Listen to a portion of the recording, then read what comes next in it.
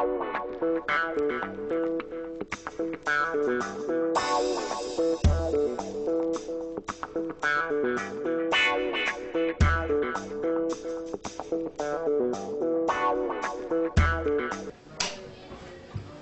eh bien, ce sujet de la guerre d'Algérie n'est pas sans importance, ni même, bien entendu, mais il n'est pas non plus sans actualité, car vous n'ignorez pas qu'il y a toute une campagne depuis déjà plusieurs années qui tente à culpabiliser la France d'une manière générale, le peuple français d'une manière encore plus générale à propos de l'époque de la colonisation, à propos de la façon dont la guerre d'Algérie s'est déroulée, à propos du rôle de l'armée française au cours de cette guerre d'Algérie.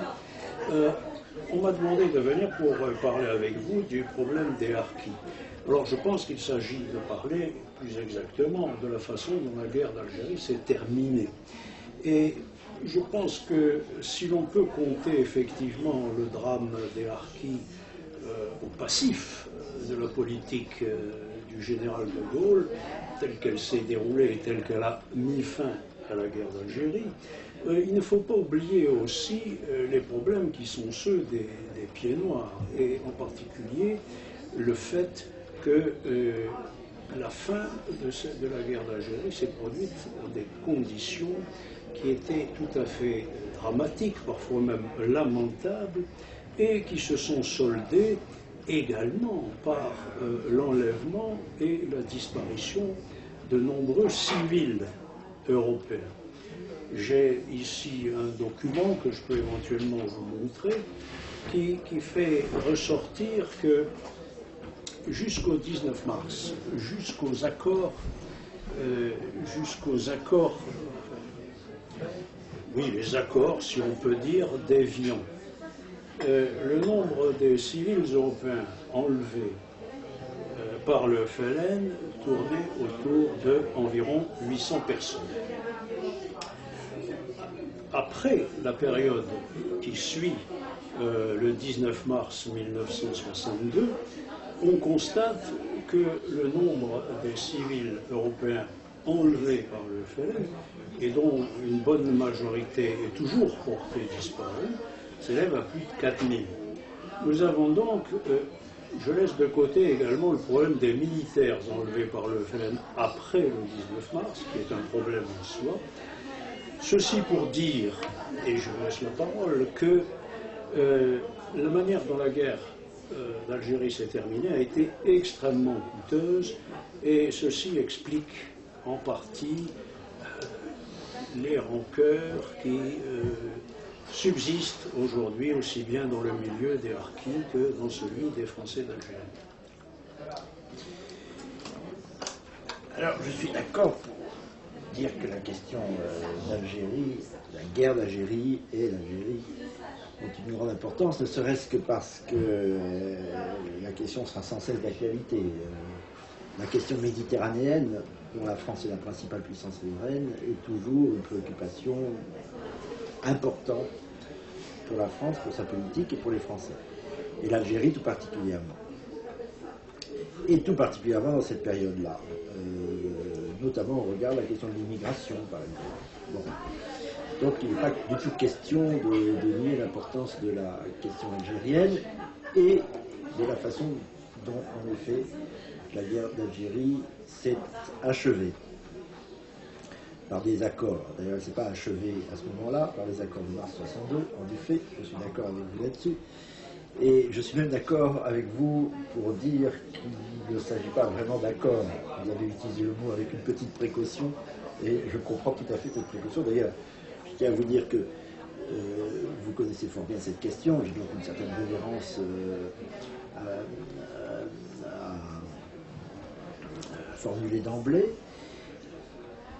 Vous connaissez très bien la question, je la connais moi sous l'angle de travaux que j'ai fait que je fais actuellement d'ailleurs sur le général de Gaulle.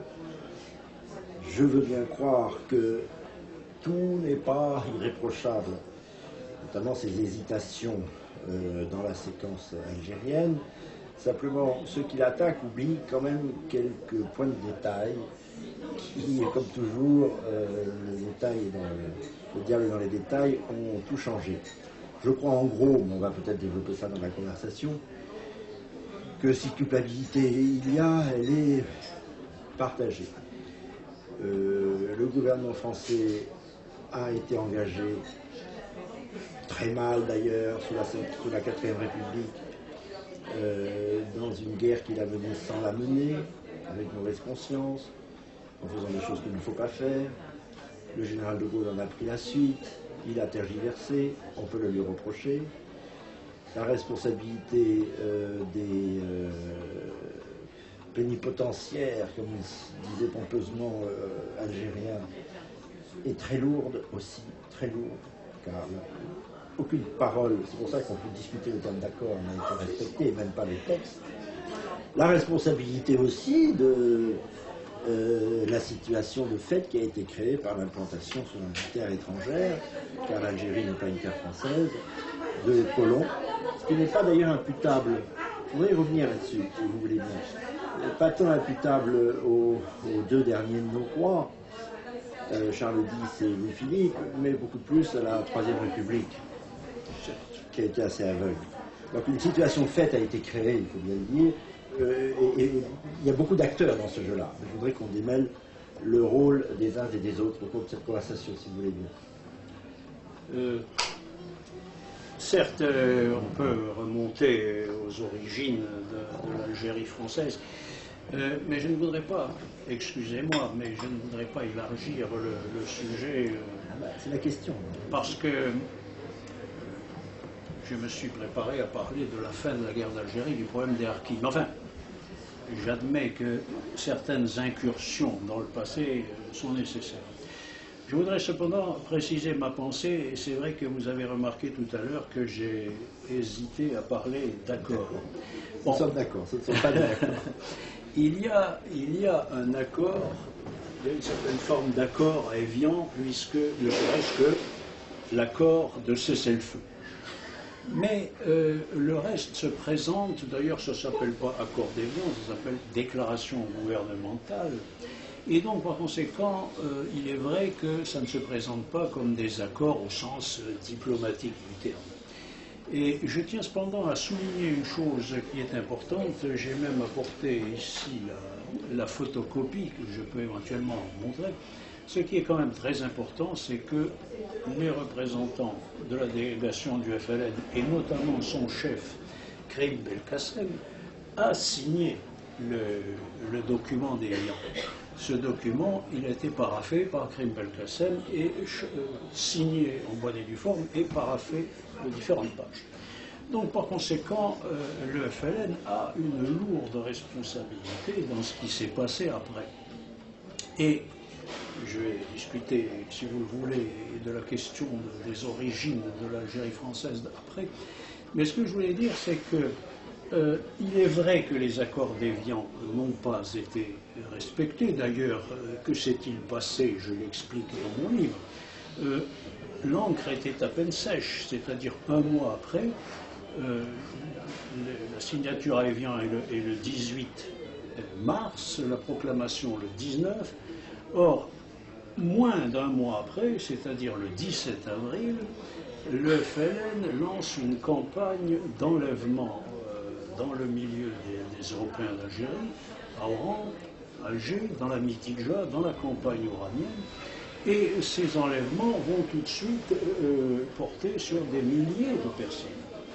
Il y a là quelque chose d'extrêmement grave. Comme j'ai consulté les archives militaires à Vincennes, quand j'ai écrit ce livre, qui était le premier en quelque sorte que j'ai écrit, et qui résulte d'une thèse que j'ai faite avec le professeur Dreyfus, j'ai montré que le FLN avait violé les accords d'Évian d'une manière délibérée, parce que le même jour, sur l'étendue à la fois de l'Algérois et de l'Oranie, débutent ces enlèvements. C'est donc quelque chose d'extrêmement grave. Et c'est quelque chose, les archives militaires le montrent, les archives en général, dont le gouvernement français était parfaitement informé.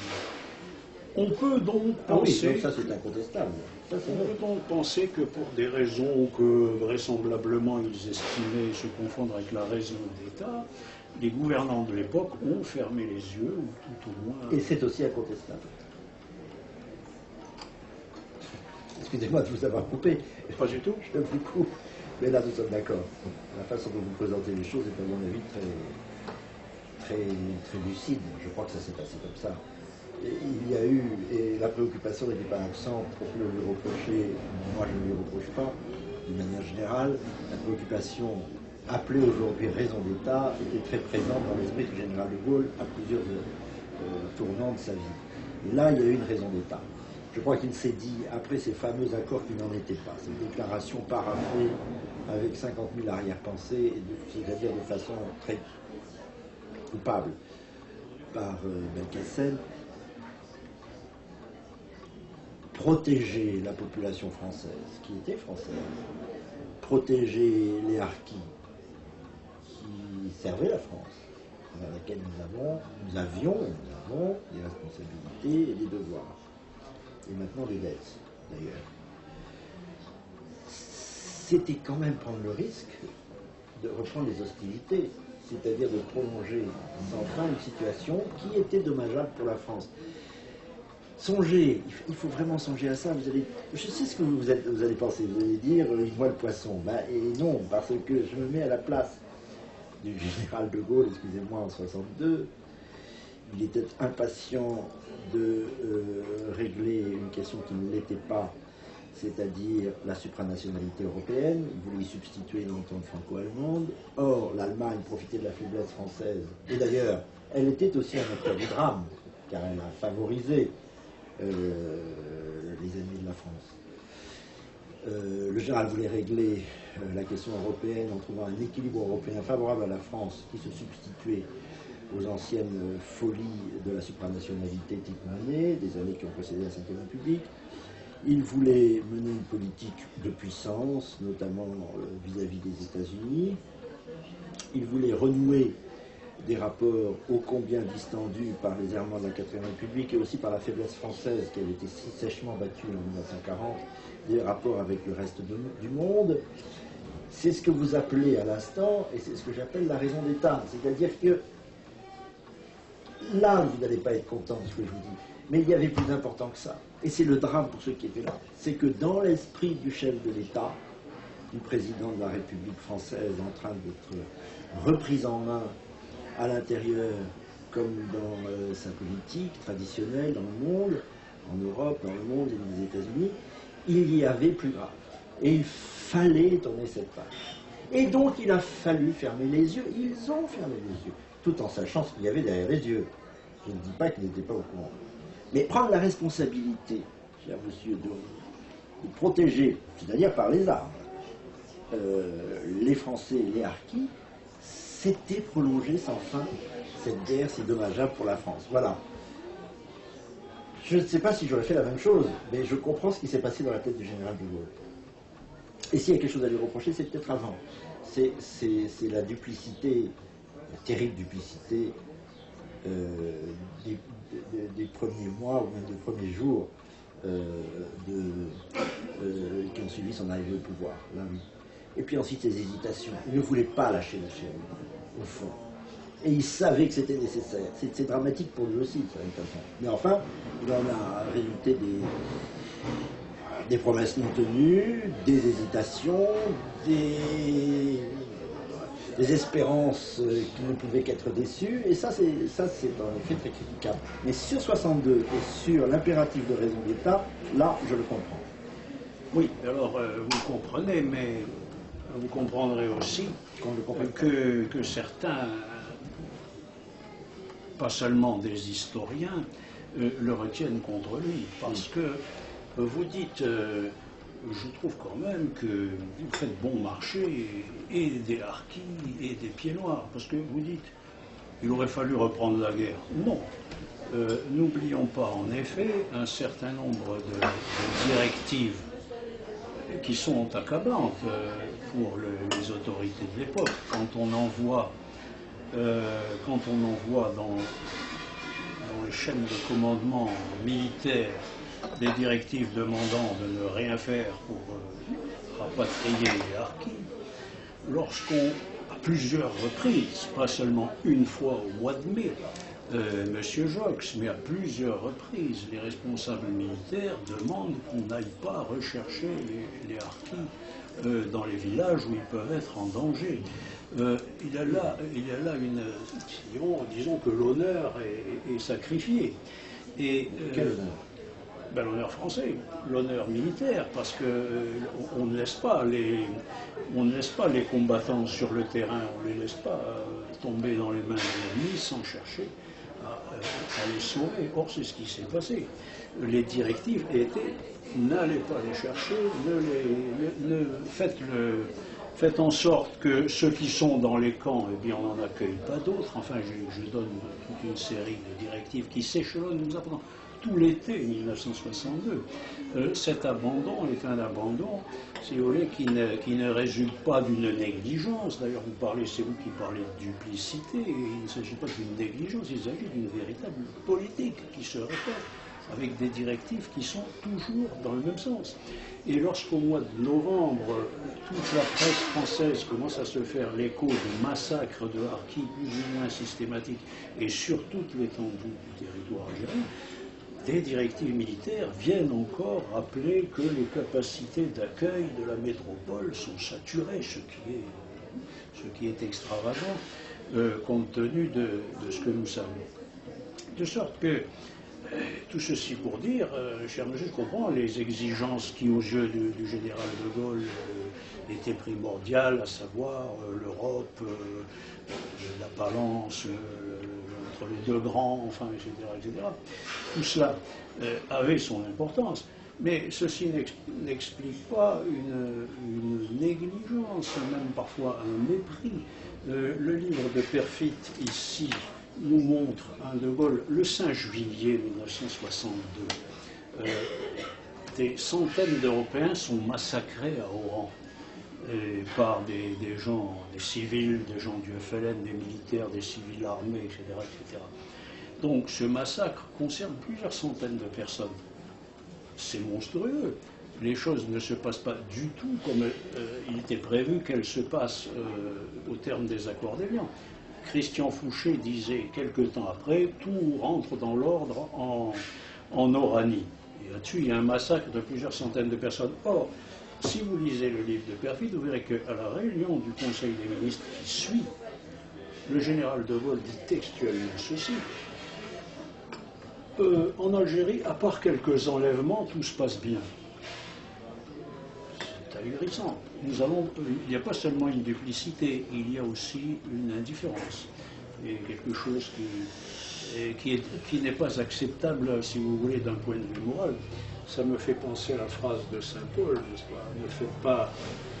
Ne faites pas le mal pour produire un bien.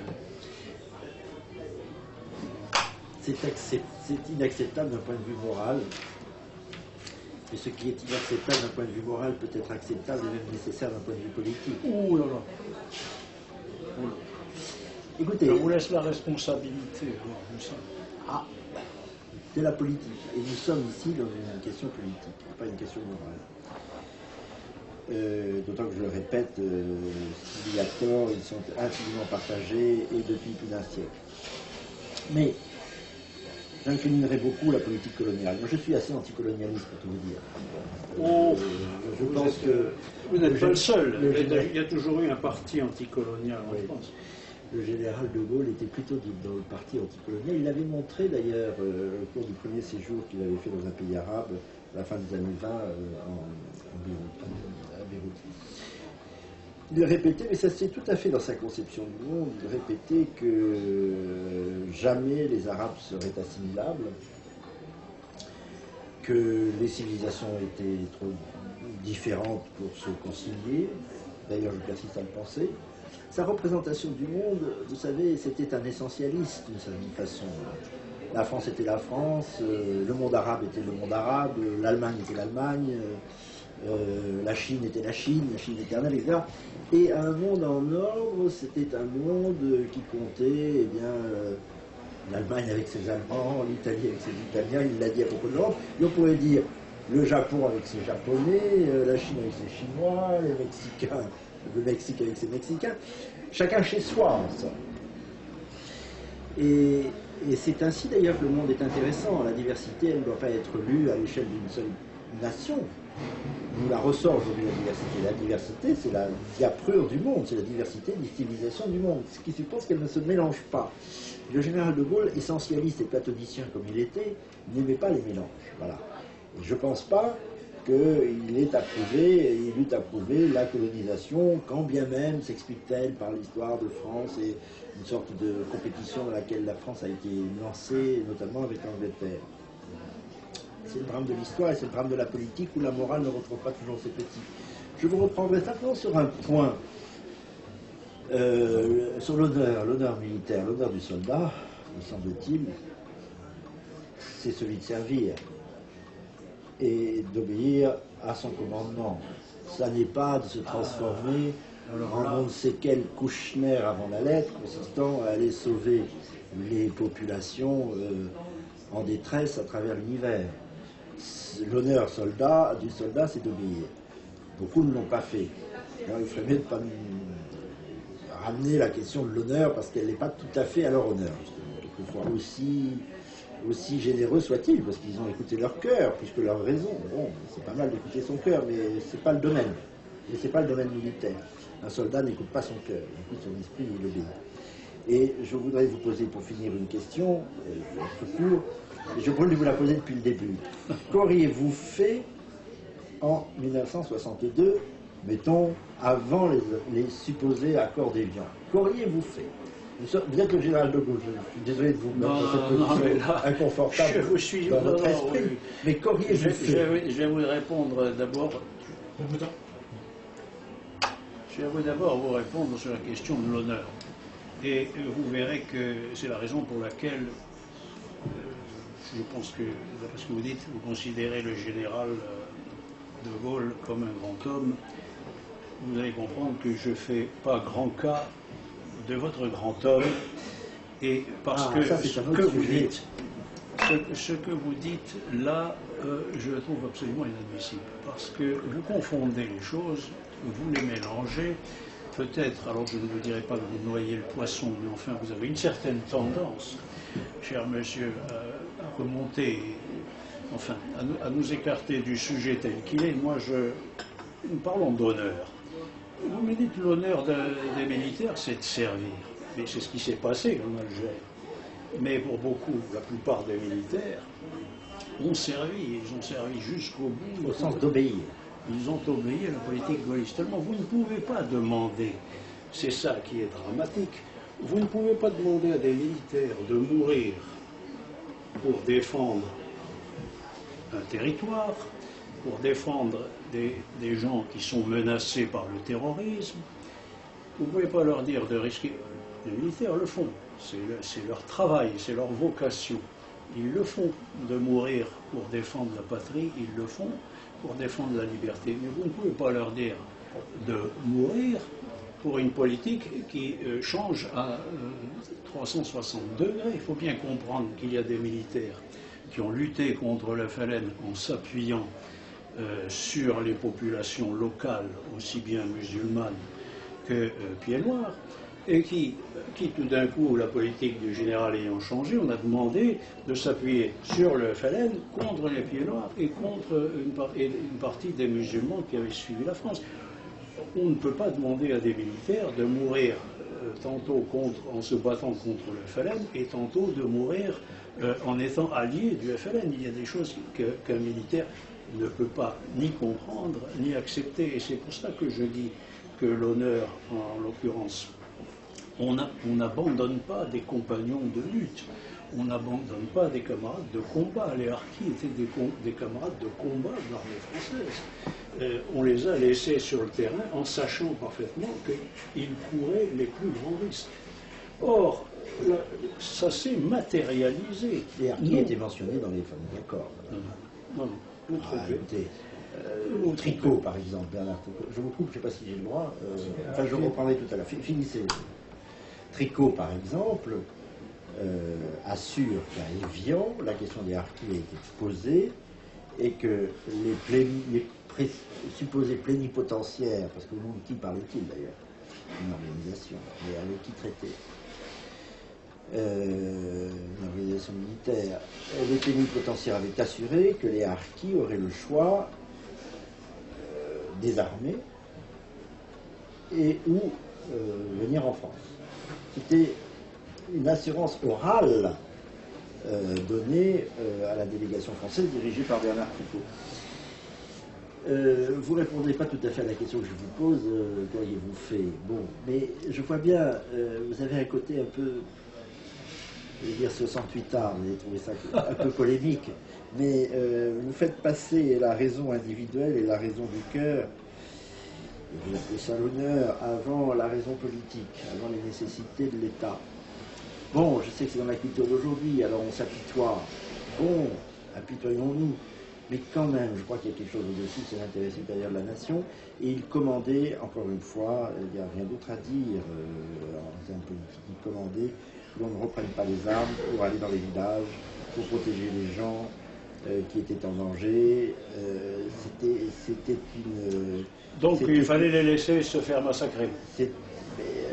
C'était une erreur politique de reprendre la guerre. C'était une grave erreur politique. Mais c'est vous qui parlez de reprendre la guerre. Il fallait reprendre la guerre. Il s'agissait de les faire monter sur des bateaux et de les sauver. Oui, mais Manu Militari, de les faire monter sur les bateaux. Vous savez, quand on est au fin fond d'un village algérien, aller chercher des harkis, ça supposait de reprendre les armes, de s'exposer à de nouvelles escarmouches, c'est-à-dire de proche en proche, reprendre les hostilités. Et je dois dire d'ailleurs, je crois que vous connaissez mal ce qui s'est passé là. Non, vous ne pouvez pas aller chercher des gens comme ça, alors que vous avez dit on cesse le feu, on dépose les armes, comme ça, avec des avions, des hélicoptères, des camions, et puis tout le monde rentre. Ça n'était pas possible. Et encore une fois, ça supposait... pour certains. À cette échelle. Ça supposait de reprendre les hostilités, ça supposait que la question algérienne n'était pas réglée, qu'elle serait sans cesse remise sur le tapis, et ça supposait que la France était paralysée. Alors, vous ne me répondez pas, vous ne me dites pas ce que vous avez fait. Vous auriez, au fond, fait une vaste opération humanitaire consistant à aller chercher tout le monde et à rapatrier tout le monde en quelques semaines. Je vous répète que c'était noble, mais ce n'était pas possible. Et puis le général, je dois vous dire, c'est pas nécessairement mon avis, mais je répète, vous ne l'aimez pas du tout, le général de Gaulle, je vois bien, donc vous n'êtes pas le seul. La question n'est pas là, c'est sa politique que je n'aime pas. De tous les côtés, il y a eu toujours un antigaullisme, même avant 40. Ça n'a rien à voir, ça n'a rien à voir. Si, c'est un personnage qui a suscité des haines terribles, si. Mais représentez-vous bien que le général de Gaulle voulait que chacun vive chez soi. Voilà. Et qu'il n'était peut-être pas non plus tout à fait réjoui à l'idée que viennent en France des millions de personnes. Des millions. Oui. Exagéré. En comptant les rapatriés qu'il fallait rapatrier, un afflux de population nouvelle, ou alors on fallait jouer l'assimilation, mais ça n'entrait pas du tout. Mais vous n'oubliez qu'une chose, cher monsieur, c'est que ces gens-là étaient des Français. Ils étaient des Français, bien sûr. Et je vous rappelle qu'au terme du statut de 1947, tous les habitants de l'Algérie étaient des citoyens français. Bon, peu importe. Pas peu importe. Mais là, vous avez dit quand même quelque chose que je trouve gravissime, à savoir que des intérêts politiques supérieurs justifieraient en quelque sorte que l'on abandonne des gens aux griffes du FLN, qu'on abandonne des gens à la dictature, sachant parfaitement qu'ils vont être massacrés. Ils abandonnent, c'est gravissime. Vous me dites qu'il y avait eu des accords à Évian au sujet des harkis. Non. Vous êtes Verbaux, j'ai pas cité. Oui, alors vous êtes justement, il faut bien le dire, dans les 10 accords d'Évian, il n'y a rien concernant les harkis.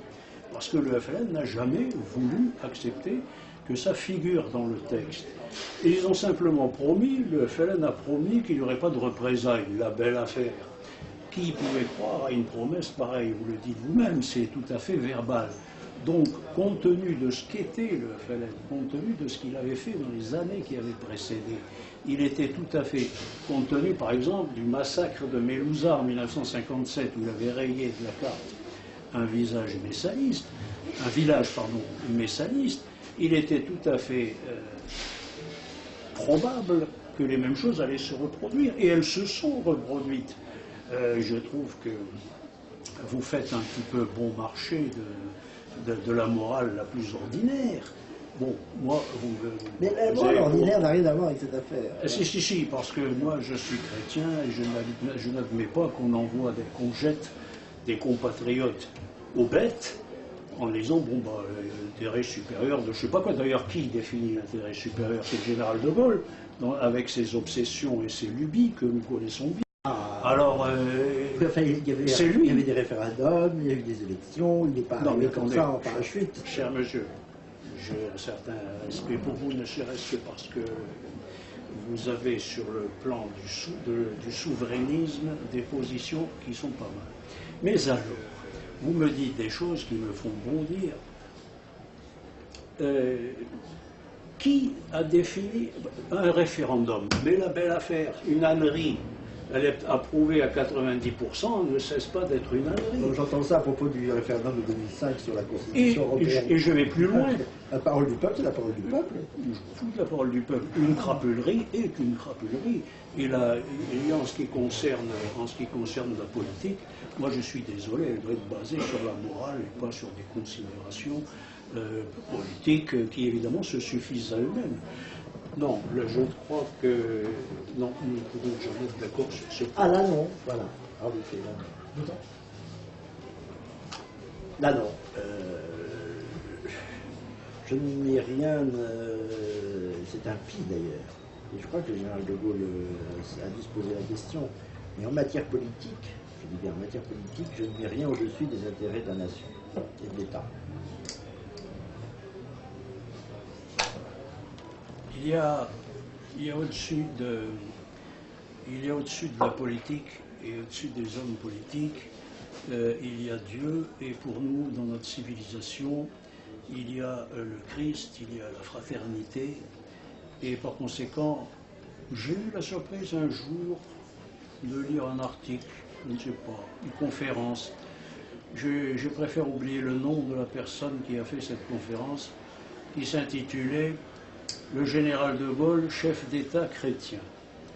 Écoutez, très franchement, ce que vous venez de dire me confirme dans mon idée qu'il était très peu chrétien, et je suis au regret de constater qu'il a agi conformément à ce que je viens de dire.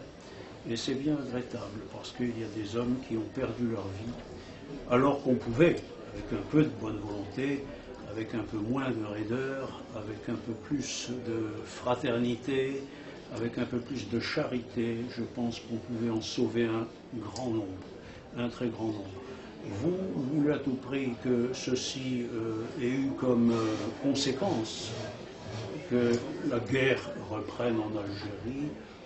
Je ne pense pas, je pense que la France avait des moyens considérables et que sans faire reprendre les opérations militaires, on pouvait facilement retrouver les pieds noirs disparus et sauver un grand nombre de harkis. Mais il y a plus grave que ça. Aujourd'hui, nous sommes 50 ans après.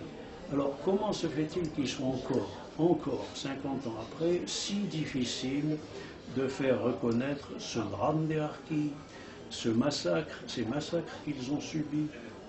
Pourquoi est-il si difficile de faire reconnaître les épreuves des pieds noirs, le fait que nous avons environ 2000 de nos compatriotes qui ont été enlevés après le 19 mars et que l'on n'a jamais retrouvés? On ne sait pas s'ils sont vivants ou morts. Enfin, il y a de grandes chances, 50 ans après évidemment, qu'ils soient tous morts, mais certains peut-être ne sont pas morts tout de suite, certains ont dû être captifs un certain temps. Comment se fait-il qu'il soit si difficile de faire reconnaître ce problème? Et comment se fait-il que les mêmes qui ont autrefois été des turiféraires de la colonisation viennent aujourd'hui nous dire que la colonisation était une abomination? Et comment se fait-il que nous soyons devant des campagnes récurrentes en politique tendant à montrer la France sous un jour? abominable. On a montré l'armée française sous un jour abominable. Comment se fait-il que des films passent et repassent à la télévision qui font tous le procès à sens unique de l'Algérie à l'époque française et de l'armée, de notre armée pendant la guerre d'Algérie? Moi, voilà les questions que je pose. Si il y avait de si belles explications et s'il y avait tant de justifications à ce qui s'est passé à l'époque, pourquoi cache-t-on, continue-t-on de cacher ces drames et ces tragédies? Alors, appuyez sur le bouton et Paul-Marie Couteau, vous avez 7 minutes de retard, donc vous pouvez y aller franchement. Bon, alors, beaucoup de choses. D'abord, vous dites que le drame n'est pas reconnu. Il l'est et il fallait qu'il le soit, et il a été bien tard. C'est un fait. J'y ai minusculement contribué d'ailleurs, puisque j'avais beaucoup plaidé dans les années 90. J'étais au cabinet de Philippe Séguin pour qu'il aille voir sur les Invalides, sur l'esplanade des Invalides, des harkis qui campaient à proximité de l'Assemblée nationale. Il est allé les voir. Je l'ai presque tiré par la main. Il est allé les voir. Ça a été beaucoup trop long. J'avais signé des pétitions en faveur des harkis. Je ne vous le reproche pas. Je pense bien. Ça a été beaucoup trop long d'ailleurs pour que la France, ne serait-ce que vis-à-vis des descendants, fasse ce qu'il était impératif de faire beaucoup plus vite. Et encore une fois, je ne nie pas qu'il y avait une sécheresse terrible chez Général de Gaulle, de ce point de vue-là, et chez les gens qui l'ont entouré aussi. Hein. Bon, il ne faut pas non plus faire une conception irrationnelle du devoir d'État et de la raison d'État. On l'a reconnu, il faut reconnaître aussi le drame des rapatriés, qui est épouvantable, Je me mets à la place de quelqu'un qui vit, qui est né, qui a ses amis, ses propriétés, qui d'un seul coup est prié de traverser la mer. C'est effrayant. Bon, mais encore une fois, vous dites, la France avait les moyens de protéger et au fond de continuer la guerre ou pas, en tout cas de continuer à être présente de telle sorte qu'il ne se passe rien, et qu'il n'y ait pas de représailles. Mais les moyens de la France n'étaient quand même pas inépuisables. Ça coûtait extrêmement cher, tout ça. En plus, est-ce que vous voyez, tout le long des années 60, il fallait continuer à poser la question sans fin, qu'elle se serait reposée sans fin, car on ne pouvait pas faire fond sur le FLN devenu État algérien, État d'ailleurs qui n'a jamais été vraiment un État et qui n'est pas davantage aujourd'hui. L'Algérie est un pauvre pays, sans État. Bon. On ne voulait pas sans cesse immiscer la France dans cette fourmilière. C'était extraordinairement dangereux pour nous, pour modifier complètement notre politique en Méditerranée, vis-à-vis de l'Afrique, vis-à-vis du tiers-monde, vis-à-vis des États-Unis qui nous attendaient au tournant. La France était mise en accusation réunie sans fin. Les principaux partenaires de la France, comme d'habitude, la Grande-Bretagne, l'Allemagne, jouaient contre la France. Il fallait enlever le pied de cette pétaudière, voilà. Et le drame est que pour autant, la France n'avait pas mal agi en Algérie. Et que la France a apporté beaucoup de choses à ce pays. Je crois que c'est incomparable ce qu'elle était il y a 70 ans et ce qu'elle est aujourd'hui. Bon, enfin c'est ainsi. On pourrait d'ailleurs faire en sorte qu'on pourrait rêver, mais vous avez un côté rêveur quand même, un côté, bon c'est bien, c'est pas mal aussi, un côté un peu idéaliste. Il faudrait sauver tout le monde, il faudrait maintenir la présence française là où il y a de la pauvreté, du désordre, imposer des règles minimales de civilisation à la française. Mais ce n'est pas comme ça que tourne le monde, voilà tout. Et je ne voudrais pas non plus qu'on en profite trop pour salir la France, parce que si j'ai la position que j'ai, c'est parce que je souffre moi aussi qu'on ait attaqué la France pour ce qu'elle a fait au long des générations en Algérie, mais je ne veux pas qu'on l'attaque non plus parce qu'elle en est partie. Voilà, je pense que je voudrais la défendre, cette pauvre France, quel que soit ce qu'elle a fait. Voilà. Mais je suis sûr que vous me comprenez. Pas tout à fait. Ah bon, vous ne comprenez pas. Il faut comprendre en effet qu'il ne s'agit pas en l'occurrence de la France. Je reprocherais au général de Gaulle d'avoir mis fin. Il a choisi la pire des solutions. Il y avait d'autres solutions. Là, c'est ce que je vous demande. On pouvait, vous m'avez demandé tout à l'heure, alors j'y viens, il y avait quelque chose, bien sûr, l'indépendance de l'Algérie était dans l'air du temps. Je ne dis pas que l'Algérie française n'était pas viable, pas du tout. Je pense que c'était la meilleure solution, mais il y avait le contexte international, il y avait toutes sortes de choses. Mais on pouvait parfaitement concevoir une indépendance avec des musulmans modérés, acquis à la France. On aurait pu très bien concevoir une indépendance dans laquelle la France aurait maintenu son influence. Donc, je ne suis pas d'accord avec vous quand vous me présentez les choses comme s'il n'y avait que deux solutions, où on faisait la guerre pendant la guerre de 100 ans, ou alors on partait, et puis, ma foi, en cassant pas mal de vaisselle. Bon, je pense qu'il y avait d'autres solutions, je pense qu'il y avait des solutions qui, il est vrai, requéraient un certain temps, c'est-à-dire qu'il fallait aussi que les esprits s'apaisent. Bon, c'est la pire des solutions qui a été choisie. On s'en va, les pieds noirs, on les laisse tomber. Vous avez effectivement dit quelques mots qui semblent indiquer que vous êtes sensible. Effectivement, il faut se rendre compte de ce que ça signifie quand on vous dit, bon ben vous êtes là, moi j'étais là-bas depuis, je suis la 5e génération. Quand on vous dit, mon père, mon grand-père, mon arrière-grand-père sont nés en Algérie, quand on vous dit maintenant c'est fini, il faut passer de l'autre côté, et puis que des gens viennent vous dire ben, l'intérêt supérieur du pays, etc., c'est difficile à encaisser. Mais je ne suis pas convaincu que l'intérêt supérieur du pays consistait à tout abandonner et à partir le plus vite possible. C'est ça, ça a été ça la catastrophe. Parce qu'il y a quelque chose que je reproche au général. Il n'a pas compris un aspect de la guerre d'Algérie qui était que la guerre d'Algérie était une guerre contre le terrorisme. Et ça, il a vu ça tout à fait autrement. Lui, il voyait ça comme une nation en formation, j'imagine. Et là, bon, alors nous, on est les Français, eux, c'est les Arabes, et puis là-bas, c'est une nation. Nous, on est une autre nation. Mais tout ça, c'est un peu schématique, pour dire le moins. En réalité, nous avons remis, quand je dis nous, certainement, je n'ai aucune responsabilité là-dedans, mais les autorités de l'époque ont remis l'Algérie au FLN, clé en main. Il n'y avait pas que le FLN en Algérie, il y avait aussi les messanistes, il y avait des communistes, Dieu sait que je ne suis pas sur ces positions-là, mais il y avait d'autres tendances. Ces tendances, on les a complètement négligées. Le FLN, le 1er novembre 1954, avait publié un communiqué dans lequel il disait « Nous lutterons pour l'indépendance de l'Algérie par tous les moyens ». Donc il annonçait la couleur. Deuxièmement, il disait « Il faut ouvrir des négociations pour l'indépendance avec les représentants qualifiés du peuple algérien, c'est-à-dire avec eux ». Le FLN prétendait représenter exclusivement le peuple algérien, ce qui était monstrueux. D'autant plus monstrueux que ceux qui n'étaient des Algériens qui n'étaient pas d'accord avec lui, il les massacrait. Bon.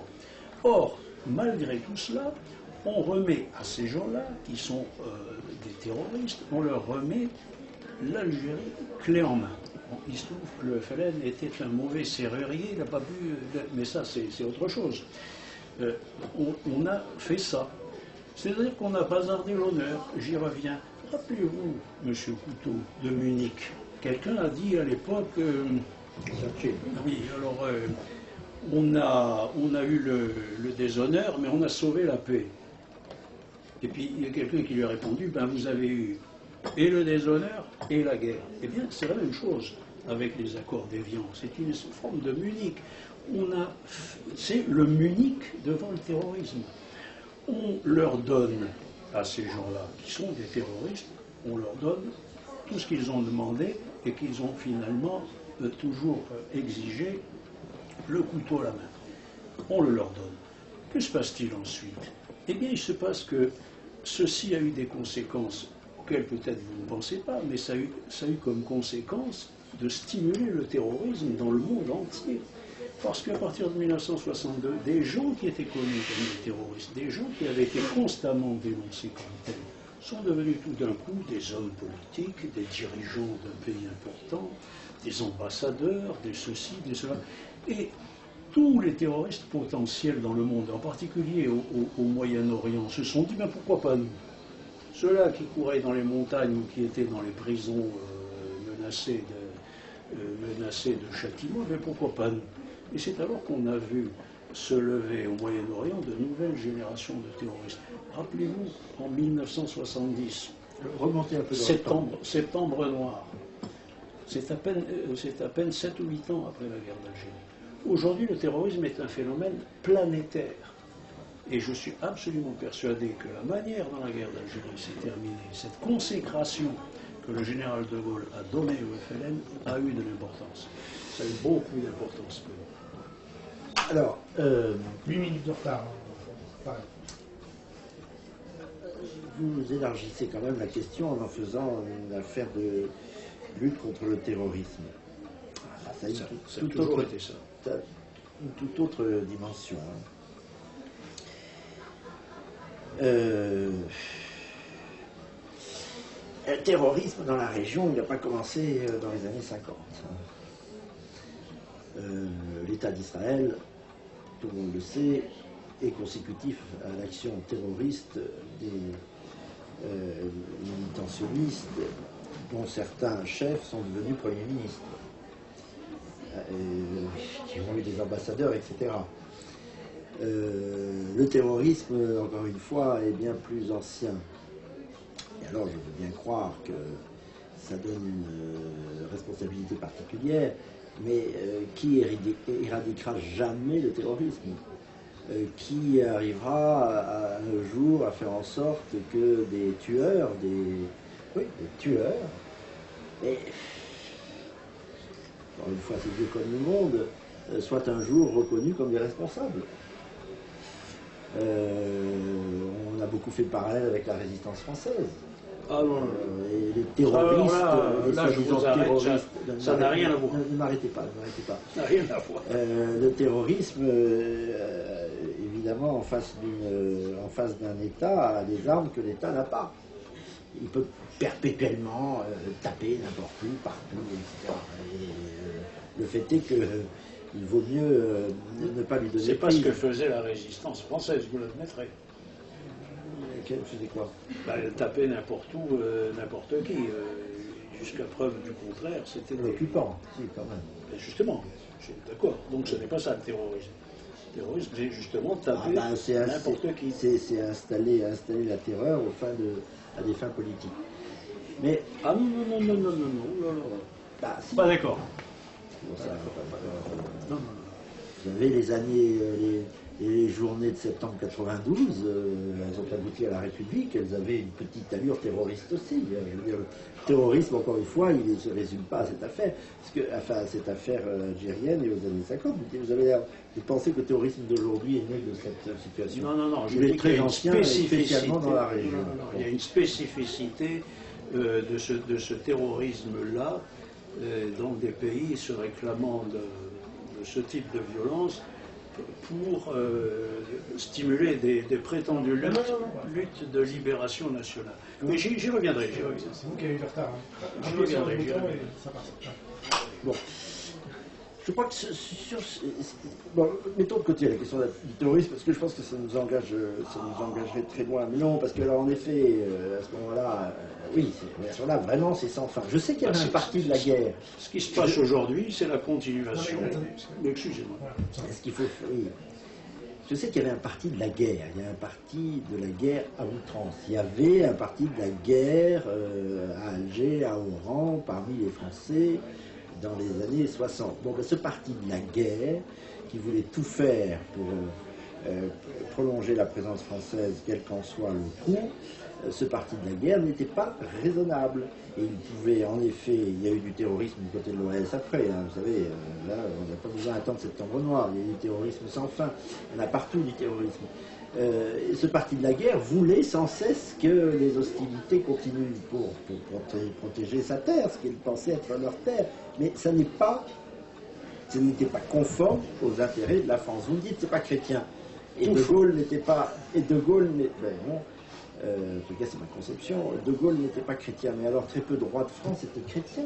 C'est-à-dire, quand Philippe IV le Bel envoie les pauvres templiers au bûcher, c'était pas très chrétien non plus, pourtant c'était nécessaire. Je crois qu'il est toujours nécessaire d'ailleurs de faire brûler des banquets de temps en temps. Non, mais vous allez me faire peur, vous, avec votre nécessité. Parce que je veux brûler des banquiers.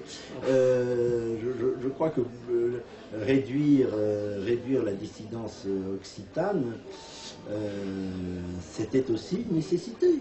La France s'est faite à coups d'épée, elle ne s'est pas faite à coups d'encensoir. Et les rois ont été les premiers à l'œuvre, et je leur rends grâce. Ils n'étaient pas pour autant non chrétiens, mais je crois qu'ils distinguaient. Vous savez, en France, le roi, contrairement aux empereurs, n'est pas couronné par le pape. Le roi dort près du livre. Il dort près du livre, mais il ne se confond pas, il n'a pas de fonction sacerdotale, il ne se confond pas avec le service de Dieu. Ce n'est pas un soldat de Dieu, c'est un soldat de l'État et de la nation. Je crois que c'est là-dessus que porte notre différend en réalité. Vous avez une vision plus, oui, chrétienne, sentimentale, humanitaire. Bon, je le comprends, mais je répète que rien n'est plus important que l'intérêt de l'État. Je sais que j'ai un peu de retard du point de vue de temps de parole, mais au fond, je n'ai à peu près rien d'autre à dire que cela. Et je sais que cette plaie sera sans cesse ouverte et qu'on accusera sans cesse la France parce qu'elle a abandonné des gens qui l'ont servi. Elle ne l'a pas fait dans cette circonstance d'ailleurs, et aucun État n'est blanc ou bleu. Ça, c'est sûr. Mais je vous en prie, essayons de prendre un peu de recul. Vous dites notamment d'ailleurs que les intérêts français ont été bradés. Non, les coopérants sont restés, les intérêts économiques français, notamment pétroliers, ont été maintenus. C'était pas facile parce que les Américains étaient derrière et entendaient, les Américains ou les Russes, mais surtout les Américains, entendaient faucher l'héritage, parce qu'il y a un héritage. Je considère qu'il a été maintenu. Et encore une fois, je pense qu'il fallait, il faut s'interdire d'empêcher à la France d'avoir été en Algérie et de l'accabler parce qu'elle en est partie. Voilà. Il fallait, à un moment ou à un autre, mener une politique conforme à ses intérêts. C'est tout. Je crois que vraiment, je ne répéterai que cela, et je crois que ça nous distingue. Le fait est que ça nous distingue ou ça nous oppose, mais je n'ai rien d'autre à dire. Ça n'empêche, il n'empêche que cela fait des drames, et que ces drames, il faut les reconnaître comme étant des drames. Il y a des plaies, et que ces plaies, il faut les penser. Et je crois qu'on a un peu trop tardé à le faire, mais elles sont faites maintenant. Enfin, ça se fait maintenant, ça se fait davantage. Nous sommes 50 ans plus tard, et je pense qu'on a assez de recul pour les uns et les autres désarmer nos passions, quand même, non? Alors, il s'agit pas. Alors, le bouton, et vous aurez 4 minutes pour conclure, monsieur Monneret. Ah, je conclus. En 4 minutes. D'accord. Écoutez, non, vous aurez encore 4 minutes ou 5 pour conclure aussi. J'ai entendu des choses, cher monsieur, avec lesquelles évidemment je ne peux pas être d'accord du tout, parce que d'abord il ne s'agit pas de la France. Vous avez tendance à parler, vous autres les gaullistes, comme si vous étiez les propriétaires de la France, je m'en excuse. Il ne s'agit pas de la France, il s'agit de la politique du général de Gaulle. Et on peut parfaitement, j'ai essayé de le suggérer, on pouvait parfaitement en concevoir une autre, et on pouvait, à mon avis, parfaitement concevoir une qui soit moins coûteuse, rien obligé de partir. Alors que, je le rappelle, l'armée française avait remporté une victoire militaire complète sur le FLN, rien ne nous obligeait à partir dans cette situation de véritable débandade. Bon, alors il est beau question d'accuser la France, moi je défends la France, mais je ne suis pas du tout d'accord avec vous. Je redis que le général de Gaulle a complètement négligé, il ne comprenait pas, d'après moi, la dimension guerre contre le terrorisme que revêtait la guerre d'Algérie. Alors il ne s'agissait pas évidemment d'en faire une guerre pendant 100 ans. L'armée française était victorieuse sur le terrain. Donc le terrorisme du FLN avait été brisé. Or, que se passe-t-il? Ceci est unique dans l'histoire, une organisation révolutionnaire qui a perdu militairement se voit accorder tous ces objectifs de guerre, toutes ces revendications politiques, alors qu'elle a perdu militairement. Ça ne s'est jamais vu dans l'histoire, ou presque. Voilà que vous me dites maintenant, vous comparez, vous parlez du terrorisme avec beaucoup de légèreté, vous comparez la résistance française, ça n'a rien de comparable. Le terrorisme, ça consiste à s'en prendre aux civils. Nous avons eu des exemples multiples, non seulement à New York ces dernières années, mais à Madrid, ici même en France. Ça consiste non pas à essayer de détruire les forces armées adversaires, ça consiste à s'en prendre à des gens qui n'ont qu'une responsabilité, ni civile, ni militaire, ni administrative, et en tuer le plus possible. C'est ça la politique de Ben Laden. Or, le FLN utilisait ces méthodes-là. Il fichait des bombes dans les cafés, dans les écoles. Il ne s'agissait pas de... tuant aussi bien d'ailleurs des Européens que des musulmans. On dit toujours, bien sûr, ça... Comme aujourd'hui. Voilà. Alors, la résistance française, ce n'est pas ça. La résistance en France pendant l'occupation, à ma connaissance, on ne posait pas de bombes dans le métro de Berlin, on ne cherchait pas à tuer le maximum de civils allemands, on s'en prenait à l'occupant. En tout cas, c'est comme ça que j'ai entendu parler de la résistance française. Donc ça n'a rien à voir, ce n'est pas la même chose. Combattre une armée, combattre les collaborateurs éventuellement d'une armée, c'est de la résistance. S'en prendre aux civils, et de préférence à des civils qui n'ont, comme j'essaie de le montrer dans mon livre, de préférence à des civils qui n'ont qu'une responsabilité, des enfants, des femmes, des retraités. Combien il y a eu d'attentats en Algérie contre des boulomanes, des gens qui se réunissaient le soir après 6 heures à la fraîche pour le boulot. Une multitude. Une minute. Je dis par conséquent qu'il y avait d'autres manières de traiter ce problème, il y avait d'autres solutions. Je n'accuse absolument pas la France, mais par contre, je le redis, la politique générale de Gaulle, à mon avis, était dangereuse et elle a été, ma foi, elle s'est soldée par de très nombreuses victimes que l'on pouvait certainement éviter. Alors, 3 choses pour conclure, puisque j'ai un peu de retard.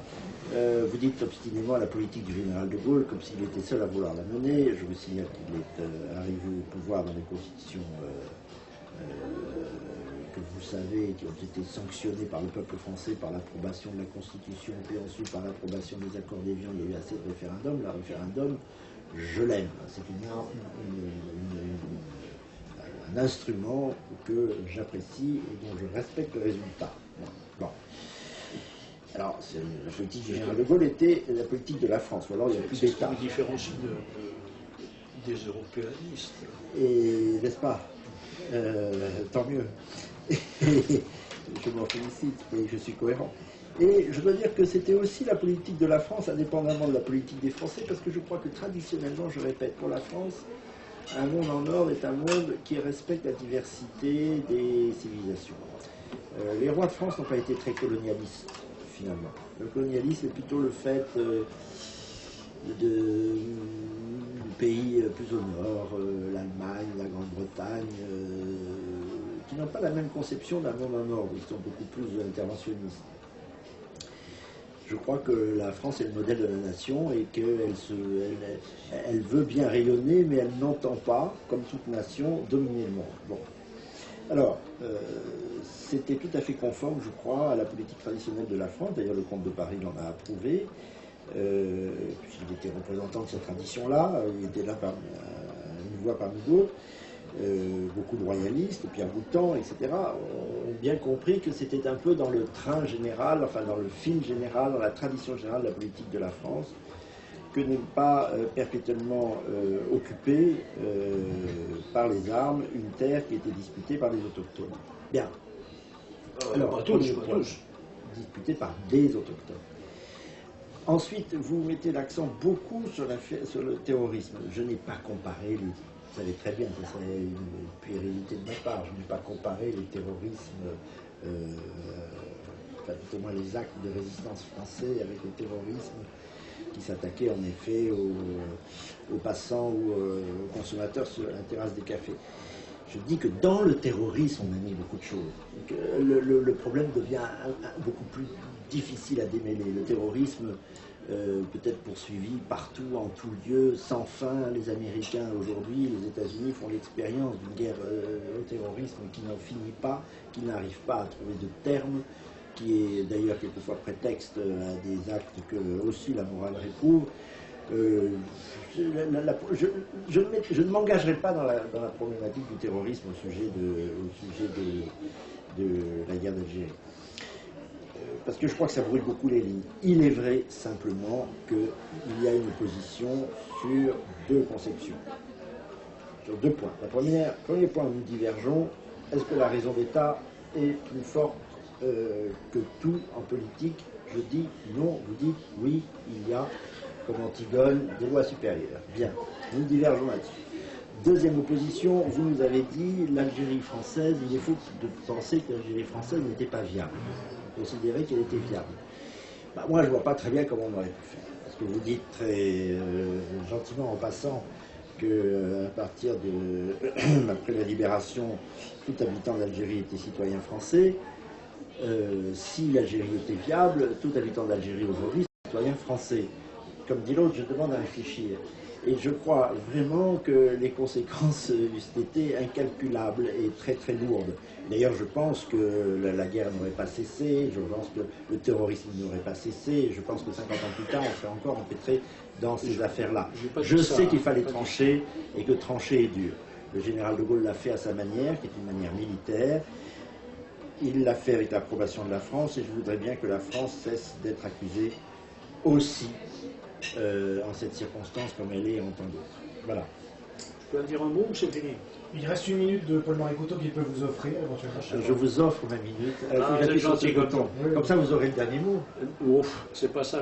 Mais Une minute, rapidement. vous dites que le général de Gaulle a tranché comme un militaire. Moi, je dis qu'il a tranché comme un boucher. Messieurs, merci beaucoup. Bon.